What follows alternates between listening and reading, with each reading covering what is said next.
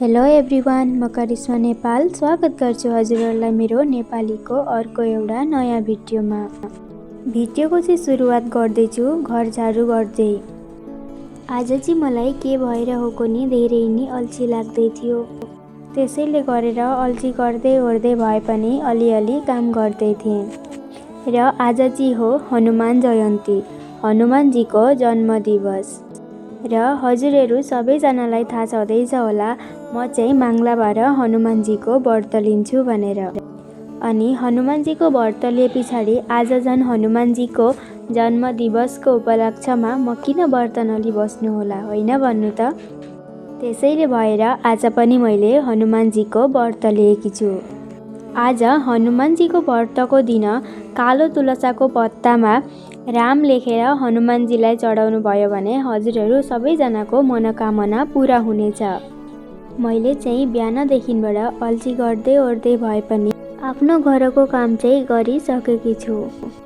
र अब नुहाइधुवाइ गरेर पूजापाठ गर्न पनि पूजा कोठामा पसिसकेर छु। म चाहिँ यहाँ तपाईँहरूलाई तुलसाको पत्तामा राम लेखेर देखाउँदै थिएँ। तुलसाको पत्तामा राम लेखिसकेर चाहिँ म आफ्नो पूजापाठतिर पनि लागिसकेर छु।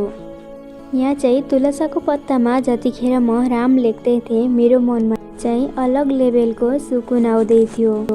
त्यतिखेर चाहिँ मलाई धेरै एउटा बेग्लै खालको खुसी मिल्दै थियो। कुनै एउटा काम पनि खुसी मनले आफ्नो इच्छाले गर्दाखेरि चाहिँ धेरै नै खुसी मिल्ने गर्छ र त्यो काम गर्दाखेरि चाहिँ धेरै सुकुन हुनेछ, होइन भन्नु त।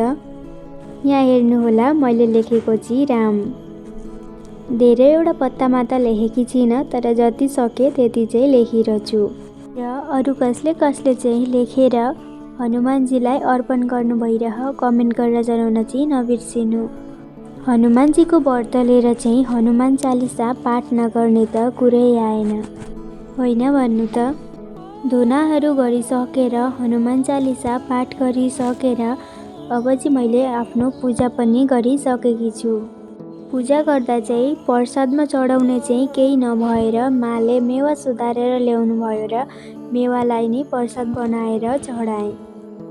मेवा पनि त प्रसाद नै हो, होइन भन्नु त। र मैले चाहिँ मेरो पूजा गरेर पनि सकेँ। अनि अब व्रत लिएर त निमक तेल खानु भएन, त्यसैले गरेर मकै ल्याइदिनु भएको थियो। ती मकैलाई चाहिँ मैले अगेनामा पोलेर खाएँ। अगेनामा पोलेर भन्दाखेरि चाहिँ अब यसै सरल भाषामा चाहिँ भुट्टा बनाएर खाएँ। र हुन्छ त गाइस, आजको लागि चाहिँ यति नै। भेट्नेछु अर्को एउटा नयाँ भिडियोमा। हजुरहरूलाई मेरो भिडियो राम्रो लाग्यो भने लाइक, कमेन्ट, सेयर र मेरो च्यानललाई सब्सक्राइब र फलो गर्न चाहिँ नबिर्सिनु।